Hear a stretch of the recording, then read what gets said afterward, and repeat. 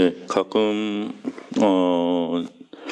신자분들이 이제 상담 사례를 보내는 것 중에 그 본당에 신부님들 얘기를 보내는 게 있는데,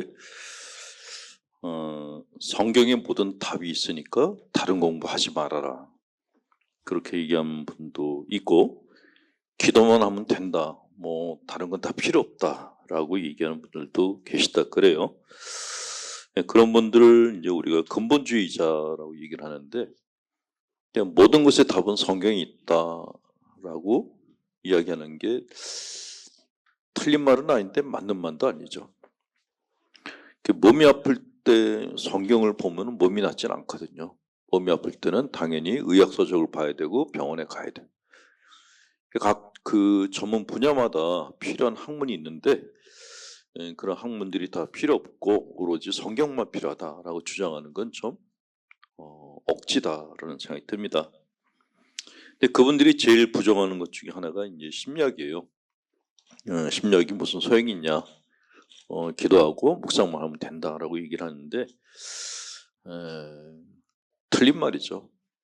우리가 우리 마음을 잘 알아야지 신앙생활도 건강하고 편안하게 할 수가 있기 때문에 심리학은 신앙인들에게 필수적인 학문이다라고 말하고 싶어요. 제가 강의 갈 때마다 늘 말씀을 드리는데, 사람의 마음 특징 중에 가장 기억해야 될 게 사람 마음은 그렇게 튼튼하지 않다라는 거.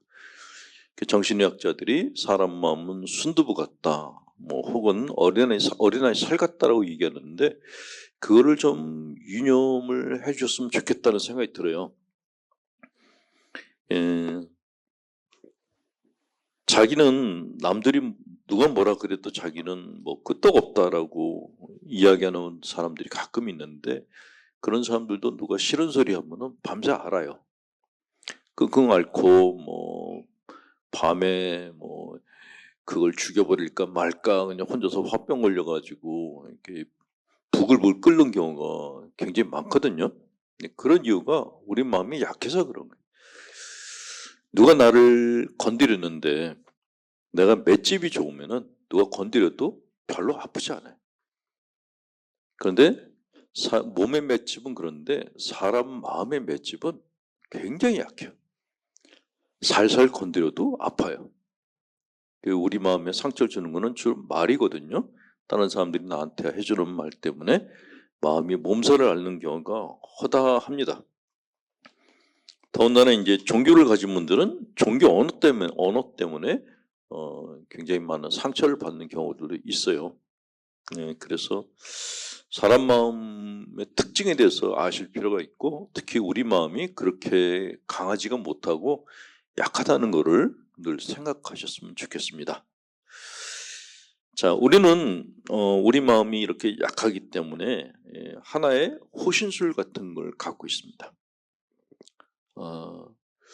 누가 날 때리려고 손을 번쩍 들면은 어떻게 하세요?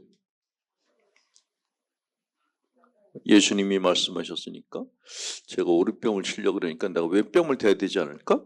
이런 분들은 아무도 없어요. 누가 때리려고 손을 들면은 자기도 모르게 손이 한쪽이 올라가서 방어를 하려고 합니다. 이게 마음도 똑같이 그래요. 우리 몸이 누가 나 때리려고 그러면 막으려고 이렇게 방어벽을 치는 것처럼 사람 마음도 다른 사람이 나한테 내 마음에 상처 주려고 할 때 방어벽이 쳐져요. 그거를 방어기제라고 얘기를 해요. 이 방어기제가 굉장히 여러 가지가 있어요. 내가 쓰고 있는 방어기제가 어떤 것들이 있는지 이해를 하시면은 더 건강한 삶을 사는 데 도움이 될 텐데, 예를 들어서 이 방어기제는 이제 개념을 이렇게, 두렵거나 불쾌한 정황이나 욕구 불만에 직면했을 때 스스로를 방어하기 위해서 자동적으로 취하는 적응 행위라고 어렵게 설명을 하고 있습니다. 애들이 쓰는 방어기제 있어요. 애들이 부모님한테 잘못을 저지르고 부모님한테 야단 맞지 않으려면 어떻게 해야 되죠? 거짓말 해야 되죠. 이 거짓말이 부모님한테 야단 맞지 않기 위한 수단인 거예요. 근데 이런 방어 기제들은 어른들도 똑같이 다 가지고 있어요. 직장에서 내가 잘못했는데 상사가 날 꾸짖을 때 그건 내가 한 거 아니라고 거짓말을 해요. 어릴 때 쓰던 방어 기제가 어른이 돼서도 여전히 쓰는 경우가 허다합니다. 어쨌건 이 방어 기제는 특징이 있는데 늘 바빠요. 왜냐하면 우리가 사는 삶 자체가 항상 편안한 게 아니거든요. 밖에 나가면 차들이 왔다 갔대. 차에 칠까 봐. 또 어디다가 돈을 넣었는데 사기당할까 봐. 전화 받았는데 이게 혹시 피싱 아니야? 그러니까 하루를 살면서 늘 불안과 걱정 속에 살고 있기 때문에 방어 기제가 늘 바빠요. 그 수시로 다른 방어 기제들이 올라온단 말이죠. 이 사람들이 쓰는 방어 기제는 또 다양한데 모두가 똑같은 걸 쓰는 게 아니라 타고난 기질, 어려서 겪었던 어려움, 또 내 부모가 쓰던 방어 기제 이런 것들에 의해서 자기가 쓰는 것들이 바뀐다고 얘기를 합니다. 예. 자, 이 방어 기제 중에서 여러 가지가 있는데 그 중에 하나 우리가 헷갈려하는 방어 기제가 하나 있어요. 그거를 융합이라고 하는 방어 기제가 있습니다. 융합 컨플루언스라고 그러는데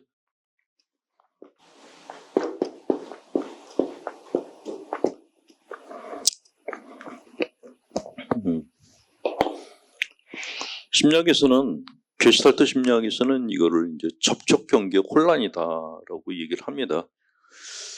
밀접한 관계 두 사람이 서로 간에 합의 차이점이 없다고 느끼고 그리고 서로 합의하면서 발생하는 심리적 혼란을 융합이라고 얘기를 합니다. 친한 친구끼리 우리는 마음이 통해, 우리는 생각이 똑같아 이렇게 얘기하는 분들이 있어요. 정말 똑같을까요?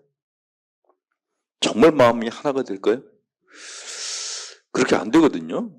그런데 대개 이제 사춘기 때 아이들끼리 우리는 뭐 한마음이야 이렇게 얘기하는 경우가 있어요. 또 군에 가면은 다 일치단결 이런 구호를 외치는 경우도 있는데 실제로 사람과 사람이 하나가 된다는 것은 굉장히 어려운 일이고 하나가 됐다고 생각하는 것이 착각 현상인 경우가 많아요.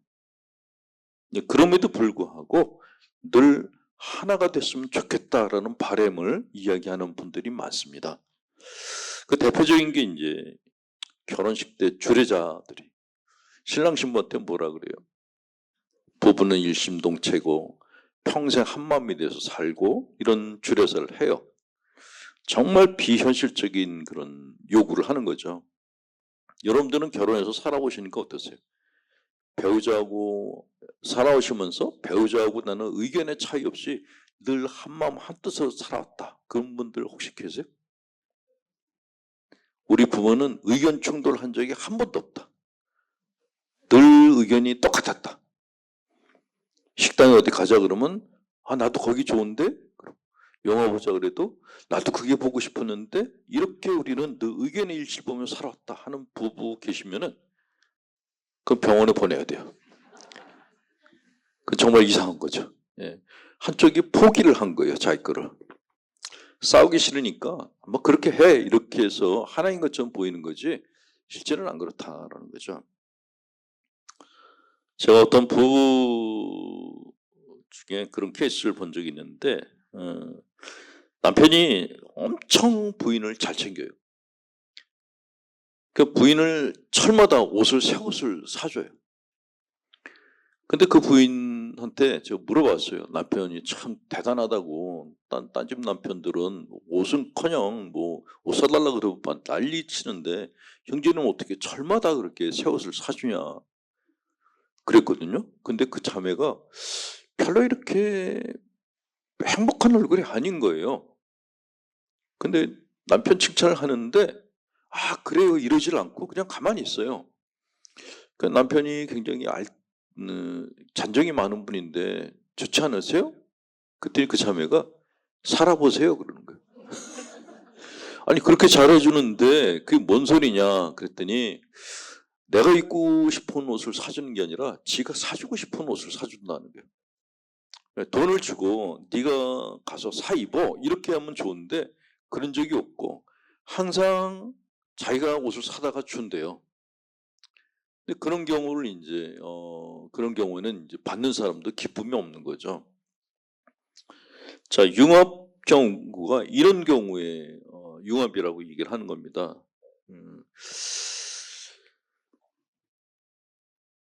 자, 태아하고 어머니 관계를 한번 여러분들이 아기를 처음에 낳고 아기와 둘이 있을 때 한번 생각해 보세요. 그때는 경계라는 게 없어요. 엄마하고 아이 사이에는 아기 사이에는 경계가 없어요. 경계가 언제부터 생기죠? 애가 일기장을 안 보여주기 시작해? 그리고 방을 따로 달라 그래? 이게 이제 경계가 생기기 시작하는 거예요. 그런데 그런 경계가 생기는 게 사실은 아이들이 성장하는데 굉장히 필요한 거예요. 나만의 그런 공간이 있어야 되거든요. 근데 가끔 어떤 집에 가면은 식구들끼리 그 경계를 지키지 않는 집들도 있어요. 그냥 자식들 방에 부모님이 수시로 드나들어. 그리고 어떤 경우에는 애들 물건을 부모님이 써. 형제들끼리도 서로 물건을 써. 근데 그게 우애가 좋아 보이는 듯한데 실제는 그렇게 좋은 게 아니에요. 각자의 공간이 있어야 돼. 각자의 공간. 이렇게 경계가 없게 되면은 내 건 네 거 구분이 안 되면은 내 생각도 없어져 버려요. 그냥 우리 뭐 먹을래? 물어보자마자 짜장면집 가자 이렇게 얘기를 하면 아니오라고 말을 못해요. 그게 융합이라는 거죠. 융합.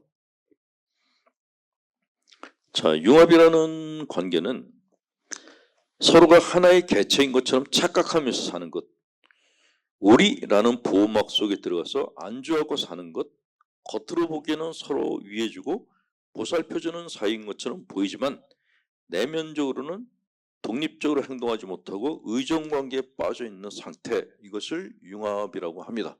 이 융합이 우리나라에 가장 많아요. 굉장히 심해요.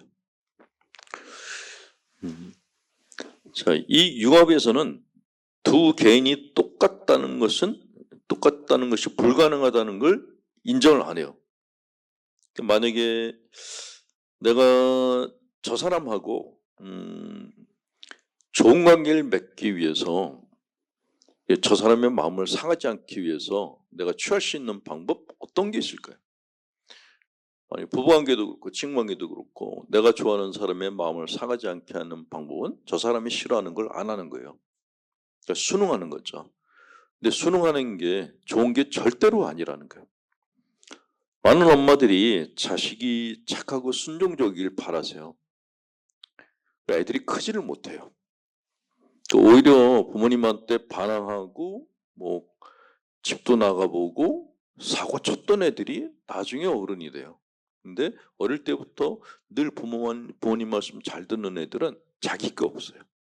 그러니까 늘 부모님 뜻대로 살다가 자기 게 생기질 않는다는 거죠. 그게 더 문제다라고 얘기를 합니다. 자, 이렇게 융합이 심한 사람들은 자신을 다른 사람에게 적합시키거나 다른 사람을 자기에 끼워 맞춰야 된다. 자신의 모든 욕구를 억압하고 순종적인 사람이 되어서 관계 유지를 위해 모든 것을 희생한다. 그랬습니다. 자, 이렇게 내 것을 포기하고 다른 사람 것만을 이렇게 존중해 주는 경우에 무기력증 같은 게 오게 돼요. 그러니까 내 거가 없으면은 뭔가 이렇게 살맛이 안 나는 거예요. 이게 내 물건일 때하고 공동 소유일 때하고 그 물건을 다루는 자세가 바뀌어요. 그 사회주의 체제 같은 경우에는 재산에 대해서 공유관념을 가졌잖아요. 개인 소유를 갖다가 부정을 했잖아요. 그때는 어떤 일이 생겼냐 하면은 일을 하는데 흐느적 하는 거예요. 일에 대한 동기가 없는 거예요. 그리고 시간만 되면 딱 퇴근해 버려. 이게 이제 사회주의 체제가 성장하지 못하는 그런 이렇게 저해 요소가 됐던 거죠. 사람은 우리가 열심히 일하는 거는 자기 개인에게 동기가 부여됐을 때 그때 열심히 일을 하지, 전체를 위해서 내가 뭐 한다 그러면은 안 하게 돼요. 그러니까 어쩔 수 없이 사회주의 체제에서 시장 경제를 갖다 도입하기 시작했죠. 그러니까 직장에서 그냥 느려 터지게 일하던 사람이 자기가 조그만 물건을 파는 데는 그냥 길을 쓰고 일을 하는 거예요. 이게 본래 사람의 마음이라는 거죠. 그런데 융합이 되면은 이게 없어져 버리는 거예요. 자, 융합 상태에 있는 사람들은 아무런 새로움 없이 그냥 서로에게 매달려서 생기 없는 삶을 산다. 자신의 욕구, 감정을 제대로 해소할 수 없어서 미해결 과제를 축적시키고 산다. 경계 없이 한 덩어리가 되어 살기 때문에 공허감은 피할 수는 있겠지만 자기 욕구를 자각하지 못함으로 생동감은 상실한다. 가끔 공동체 생활을 하는 분들을 볼 때가 있는데 수도원 같은 예를 들면은 어떤 수도원은 수도자들이 되게 생기발랄한 데가 있어요. 근데 어떤 수도원은 수도자들이 무기력해 보여. 그 원인이 뭔가 하면은 그 수도회를 이끌어가는 장상이 개개인을 존중해 주면은 수도자들이 살아나는데, 우리 수도원의 규칙을 강요를 하면은 수도자들이 그때부터 시들시들어 버리기 시작해요. 근데 이거는 수도회뿐만이 아니라 직장, 국가 다 똑같아. 가정도 그렇고. 그러니까 부모님이 아이들 각자에게 물음을 던지면 애들이 커요. 근데 내 뜻이 이거야, 니들은 따라와야 돼. 그러면 애들이 그때부터 애들이 아니라 개들이 돼. 그냥 애완견이 돼버려요. 생각이 없고 순종은 하는데 생각은 없어요. 그러니까 이런 친구들은 어른이 돼서 자기가 어떤 사업을 한다거나 자기만의 무엇을 하질 못해요. 그걸 해본 적이 없기 때문에 못한다는 거죠. 그래서 융합이 겉으로 보기에는 좋아 보이는데 내면을 들춰보면은 정말 병적이다라고 얘기를 합니다. 자, 우리가 흔히 쓰는 말 중에 우리라는 말을 정말 많이 써요. 우리 집, 우리나라, 우리 학교, 우리가 남이가? 이게 얼핏 들으면 되게 좋은 말인데 실상은 그렇지가 않아요. 낯선 사람끼리 만났어요. 만나면은 우리나라 사람들은 제일 먼저 뭘 물어보죠? 학교 어디 나왔어? 고향은 어디야? 물어봐요. 그러니까 연결고리를 찾는 거예요. 그래서 나하고 같은 학교를 나왔다. 그러면 선배냐 후배냐 물어봐가지고 바로 형 동생 관계가 돼요. 지역도 마찬가지죠. 고향이 어디야? 근데 고향이 비슷해. 그럼 바로 형 동생이 돼요. 근데 문제는 친밀감이 형성되는 건 좋은데 이게 파벌주의를 만든다는 게 문제죠. 또 우리끼리만 논다는 거예요. 일종의 사회적 융합 현상이다라고 얘기를 하죠. 이런 현상이 생기면은 능력주의가 아니라 인맥주의로 가게 돼요. 그러니까 나하고 친한 사람들만 데리고 일을 하게 돼요. 그러니까 전체적으로는 비능률에 빠지는데도 믿을 놈은 니들밖에 없어라고 생각하고 사는 거죠.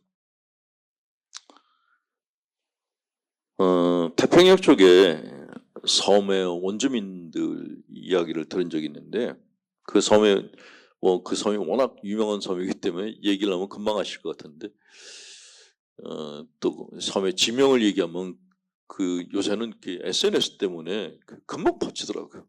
그 섬에서 항의가 올까봐 그냥 섬이라고 할게요. 섬의 원주민들이 작은 섬인데다가 원주민들이 많아요. 그러니까 다 한 집 건너 다 친척들이야. 그런 집인데 그렇게 조그만 데서 서로 친한 사람끼리 친척 관계를 맺고 살게 되면 우리가 남이가 하는 그런 생각을 갖게 돼요. 그러니까 배타적이 돼요. 그러니까 섬 사람과 바깥에서 온 사람과 외지인과 이제 차별을 두기 시작하는데, 근데 이 섬 사람들은 다른 나라에서 복지 혜택을 굉장히 많이 준대요. 근데 문제는 이 사람들이 일을 하면은 복지 혜택을 못 받는 거예요. 일을 하면 주급을 받는데 그 대신 복지비가 안 나와요. 자, 여러분들 같으면 어떡하겠어요? 내가 일을 하면은 꽁돈이 안 생기고 월급밖에 못 받아. 그럼 일을 하겠어요? 안 하겠어요? 안 하죠. 차라리 놀면서 정부 돈을 다 쓰는 게 낫다고 생각하겠죠? 근데 더 문제는 그래도 그중에 좀 똑똑한 사람들이 난 일해서 월급 받아가지고 살고 싶어. 그 일을 한대요. 근데 주급을 타는 날 그 친척과 친구들이 회사로 찾아온대요. 잔치하자고. 주급 받아가지고 맥주 먹고 다 날려버린대요. 그럼 그 다음날 직장에 못 간대요. 그 직장 상사가 걔를 찾으러 숲속을 들어가야 돼. 정글 속에 들어가서 자빠져 자고 있는 애를 깨워갖고 데리고 와야 된대요. 이렇게 살게 되면은 그 섬나라는 서서히 무너지면서 힘이 센 강대국한테 어느 날 그냥 먹혀버려요. 융합관계라는 것이 힘이 생기지 못하게 하기 때문에 늘 먹잇감이 될 가능성이 높다라는 것이죠. 자, 우리나라는 한반도라고 하는데 사실은 작은 섬이죠. 북한하고 갈라져 있으니까 남쪽을 보면은 굉장히 작은 땅덩이에요. 일본보다 더 작아요. 이 작은 섬 안에서 우리끼리 살아야 돼요. 그러니까 한반도가 아니라 반반도라고 해야겠죠. 이 작은 반도 안에 살면서 우리가 하나다라고 얘기를 해도 모자랄 판인데 거기서 지역을 또 갈라요. 학교를 또 갈라. 이게 완전히 분할 체제로 들어간단 말이죠. 이렇게 융합이 소단위로 이루어지게 되면은 전체적인 힘이 상실이 되게 돼요. 정말 문제다라는 것이죠. 자, 일본이 우리보다 땅이 큰데 일본 사람들이 갖고 있는 독특한 집단의식 같은 게 있어요. 일본은 세끼라는 게 있어요. 세끼는 검문소라는 뜻이거든요. 시모노 세끼 그러면 시모노에 있는 검문소라는 뜻이라 그래요. 일본 사람들은 옛날 일본 사람들은 태어나서 죽을 때까지 그 세끼 안에서 살아야 된대요. 영주 하나만 바라보고 그 밖에를 나가면 되지 않냐 그러는데 밖에 나가면 다른 새끼를 또 거쳐서 다른 영주가 있는 데로 들어가야 되는데 허용이 안 되는 거죠.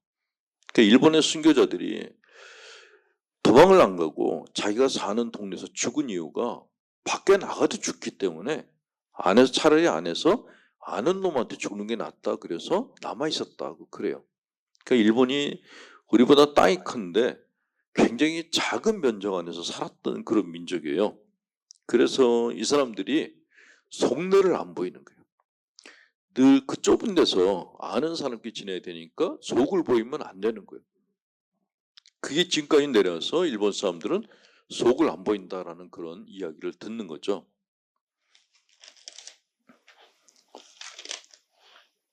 자, 융합의 부작용 중에 하나가 집단주의라는 게 있습니다.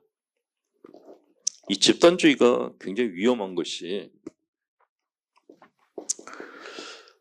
집단주의가 대량 학살을 하게 만드는 원인이 되는 경우가 많아요. 우리가 잘 아시는 루안다에서 그 대량 학살이 벌어졌었는데 그때 발동했던 것이 집단주의였어요. 친한 친구였는데 어느 날 갑자기 자기를 갖다 죽이러 오는 그런 군인이 된 거예요.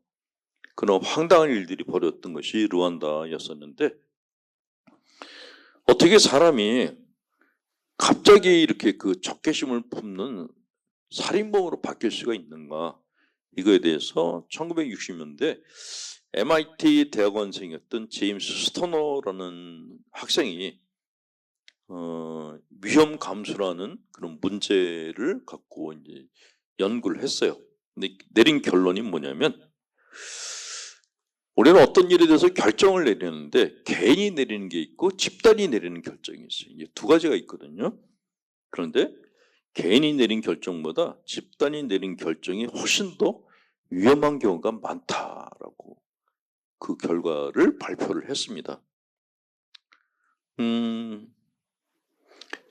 내가 혼자서 텔레비를 보다가 혼자서 저 사람 별로 마음에 안 들어 이렇게 생각하는 경우가 있어요.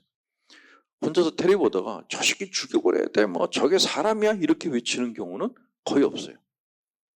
근데 같이 텔레비를 봐. 그럴 때는 어떨까요? 예를 들어서 이번에 이제 아시안컵 축구를 했는데 축구를 혼자 보면서 소리 지르는 사람은 없어요. 그냥 봐요. 우리가 골을 넣어도 그냥 혼자 웃어. 골을 먹어도 혼자 에이 그래요. 근데 여럿이 있을 때는 어떨까요? 상대방 선수가 반칙을 하면 저 새끼 죽여야 된다고 막 소리를 질러요. 이게 인간 심리라는 거예요. 혼자 있을 때는 그렇게 과격하지 않은데 집단으로 있을 때는 과격해져요. 이게 보통 사람들의 심리라는 것이죠. 근데 이게 왜 위험하냐면 예를 들어서 인종적 편견 있는 사람들을 모아놓으면 인종에 대해서 과격한 견해를 내놓는다는 거예요. 예를 들어서 흑인을 보고 흑인이라고 안 그러고 깜등이라고 부르고 니그로라고 부르는 거는 백인 우월주의자들이 같이 모여있을 때 그런 이야기를 해요. 코로나 사태가 발생했을 때는 외국에서 아시아인들이 백인계 노숙자들한테 많이 얻어맞았어요. 그런 것도 집단주의에서 나온 거예요. 아시아인들은 코로나의 주범이다라고 집단주의적 의견이 형성돼서 그런 폭력적인 사건들이 발생했다는 거죠. 우리나라 같은 경우에는 지방에서 이슬람교를 믿는 사람들이 이슬람 사원을 지으려고 했더니 동네 사람들이 못 짓게 했어요. 이슬람교에 대한 혐오감, 이슬람 성전이 지어지면 동네 집값 떨어지고 장사가 안 된다라는 이유였어요. 근데 말이 안 되는 게 이태원에도 이슬람교 회당이 있거든요.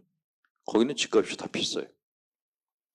그럼에도 불구하고 집단은 객관성이 없어요. 그냥 싫으면 싫은 거예요. 근거가 없이 그냥 싫어해요. 이게 집단주의라는 거죠. 종교적, 정치적 과격한 견해를 가진 사람들과 함께 지내면 갈수록 더 과격해지고 폭력적인 견해를 가지게 된다. 그랬습니다. 예를 들어서 요즘 정말 살벌한 그 단어 두 개가 우리 사회 안에서 떠돌고 있는데 하나는 빨갱이, 하나는 친일파예요. 완전 앙숙이에요.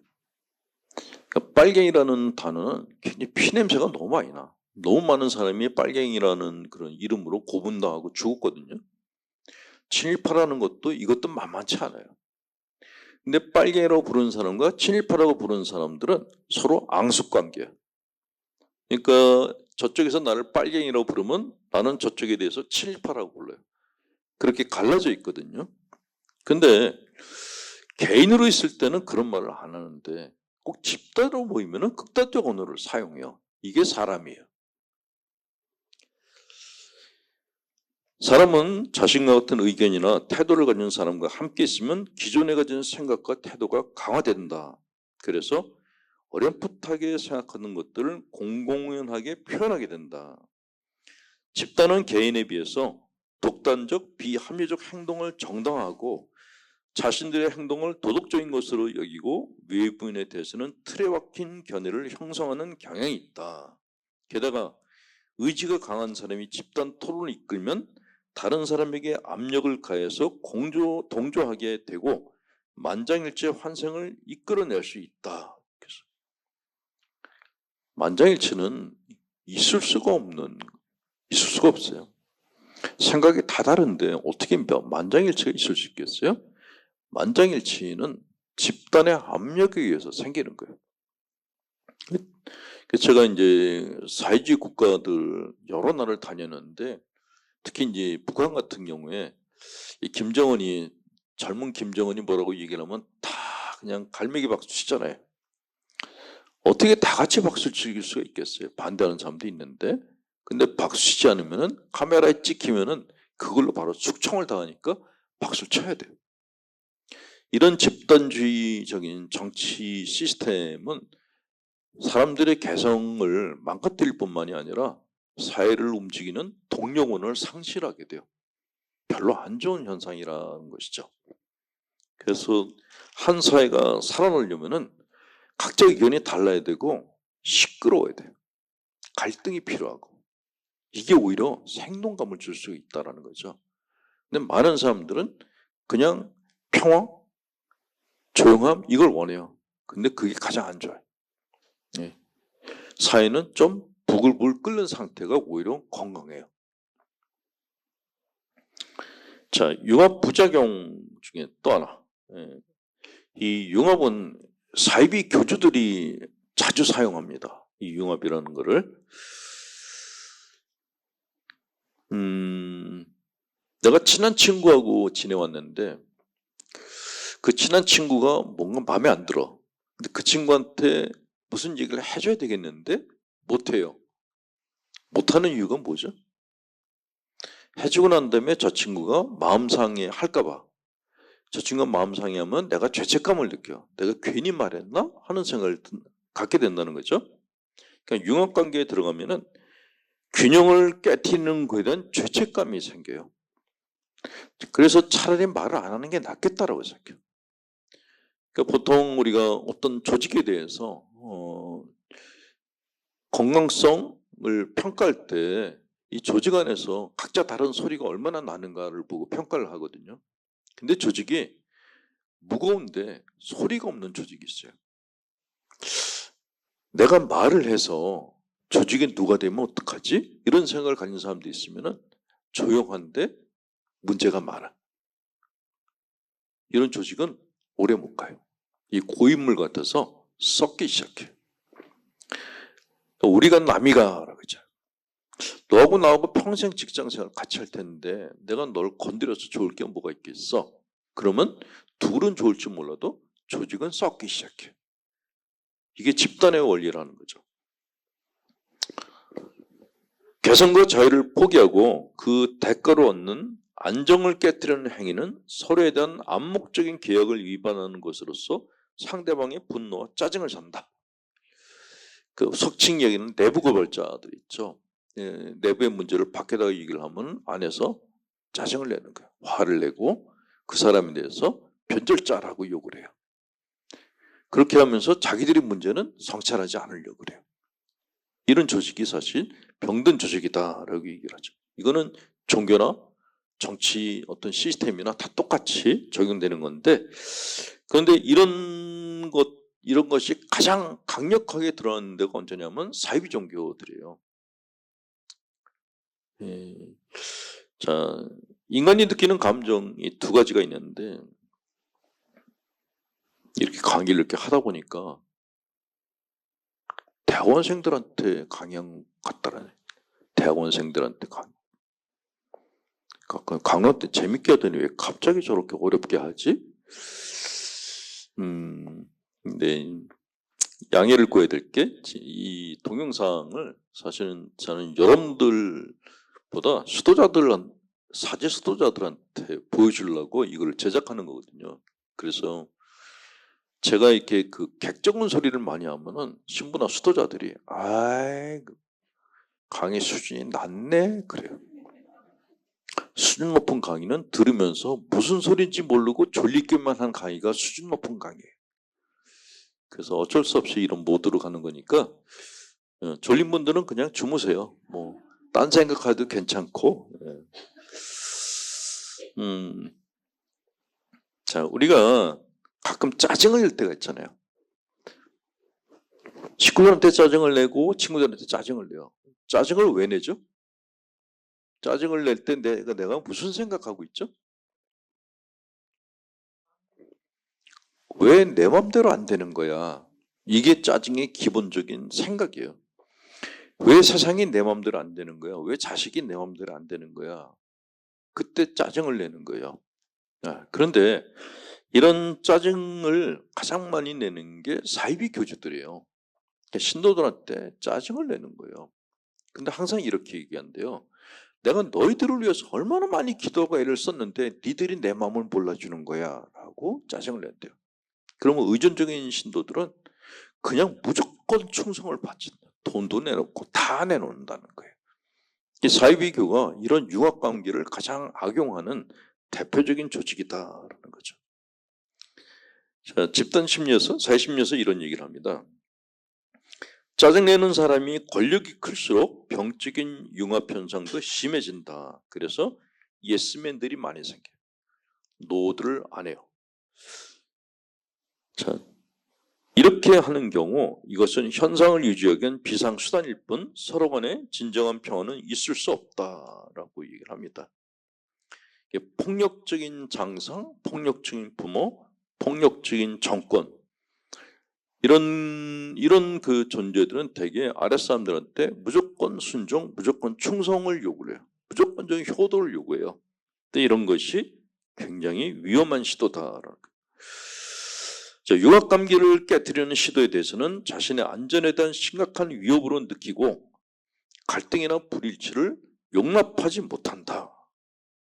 그래서 상대방을 설득, 강요, 협박해서 억지로 관계를 유지하고 싶어한다.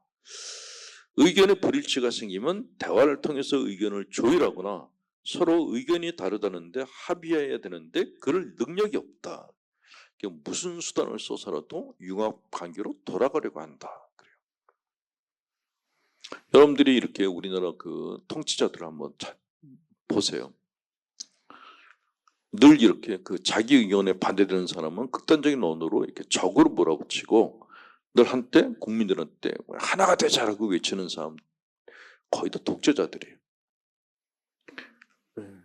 그게 우리나라뿐만이 아니라 다른 나라도 다 비슷한 현상을 보입니다.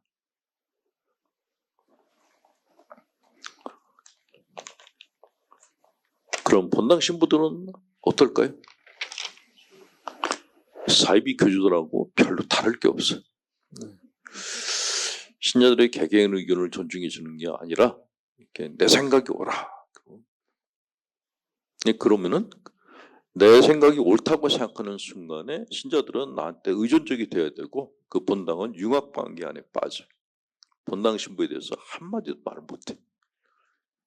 겉으로 보기엔 되게 이렇게 평화로운 공동체 같이 보이는데 실상은 안 그래요. 그 신자들이 무슨 일을 하고자 할 때 이거 이렇게 하면 어떨까 그랬는데 의견을 합의를 보고 눈치를 보는 거예요. 이거 신부님한테 얘기하는데 싫어하면 어떡하시지?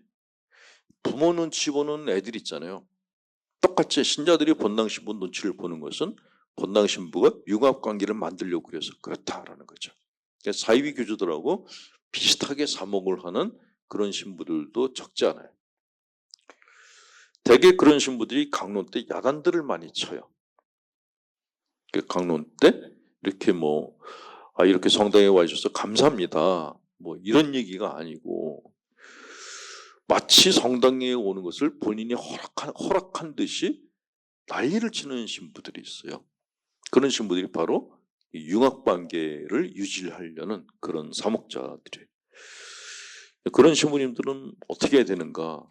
피하는 게 좋아요. 그 안에 오래 있으면은 오래 있을수록 길들여지기 시작해. 길들여져. 그게 절대로 좋은 현상이 아니다라는 것이죠. 자, 사이비 교주들과 독재자들이 공통점이 갖고 있는 게 첫 번째 게 외부와의 차단. 독재자들은 해외여행 금지. 어떤 나라는 해외에서 들어오는 책도 반입 금지시키는 나라가 아직도 있어요. 아직도. 그러니까 새로운 생각을 갖고 자기에게 다른 의견을 제시하는 것을 싫어하는 거죠. 그거는 바로 지도자한테 문제가 있다라는 겁니다. 또 서로 간의 관계를 단절시키고 오직 교주에게만 시선이 쏠리게 해요. 그러니까 독재자들이 독재 권력이 커질수록 그 나라에 그 독재자의 사진이 도배가 돼요. 가는 데마다 그 사람 사진만 보이면은 그 사회는 이미 무너지고 있는 거예요.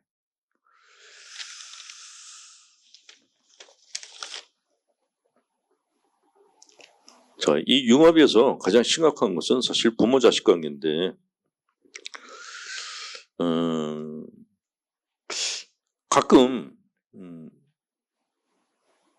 딸들을 시집 못 보내는 그런 어머니들을 볼 때가 있어요.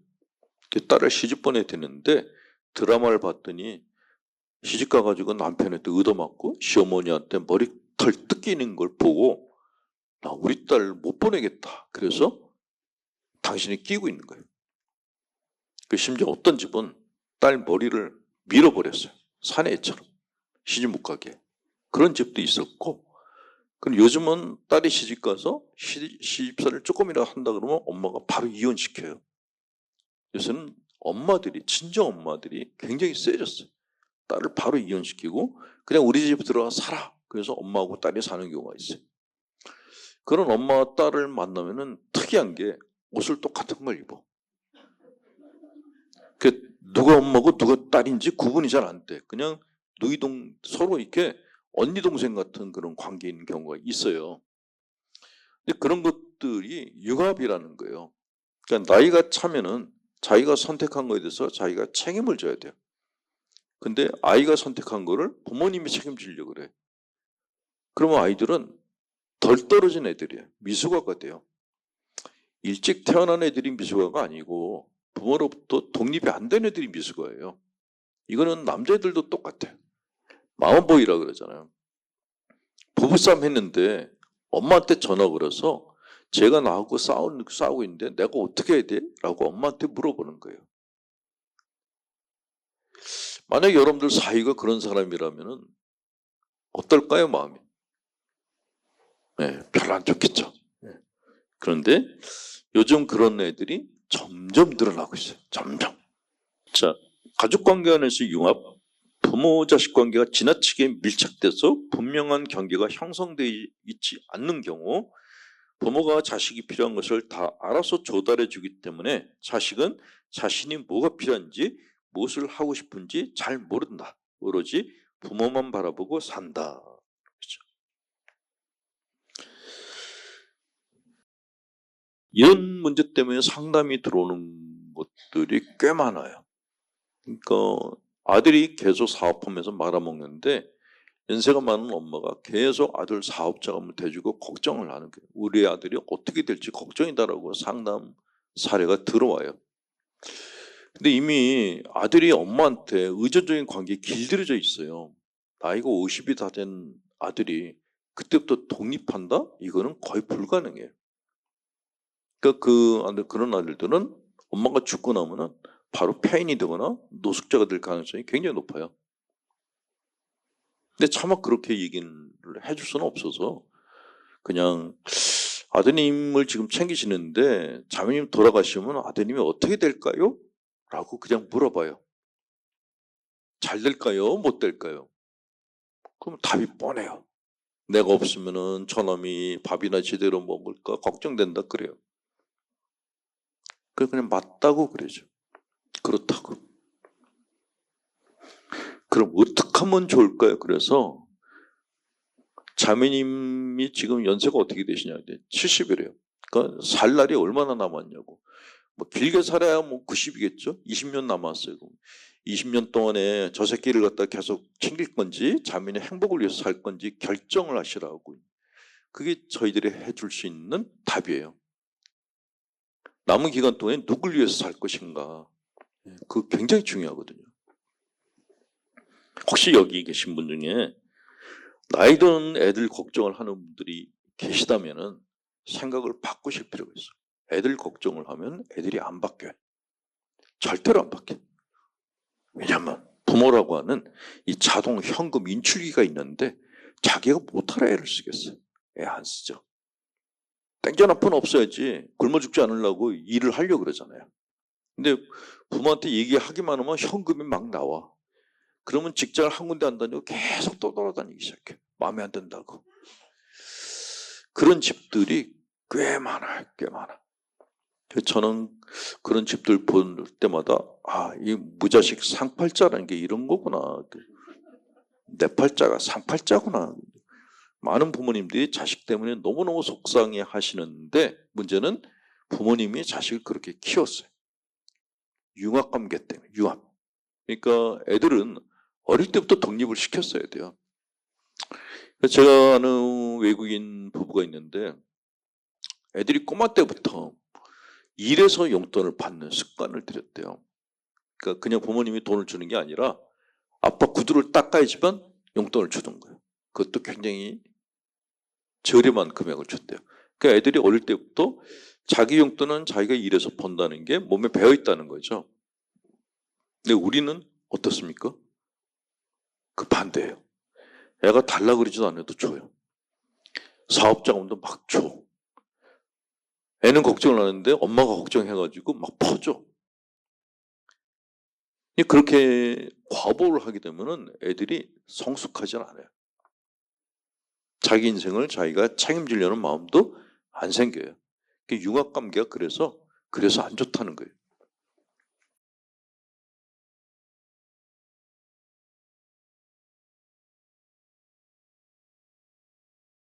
자, 이런 융합관계를 이제 치료하는 방법은 부모로부터 이제 독립을 시키는 거거든요. 그러려면은 그 아이 마음 안에 있는 각인된 부모에 대한 이미지가 있어요. 그 이미지하고 결별을 선언을 해야 돼요. 그런데 이게 어려운 게 내 마음 안에 들어와 있는 부모 이미지를 갖다 내 안에서 쫓아내는 작업을 하면은 방해하는 것들이 올라와요. 네가 이렇게 하고도 자식이라고 할 수 있어? 이런 생각들이 올라와서 방해를 해요. 그러니까 사람의 마음 안에는 독특한 게 있는데 성장하고 싶은 욕구와 성장을 못하게 하는 방해 요소가 공존하고 있어요. 예를 들어서 내가 살 빼려고 운동을 하려고 그래.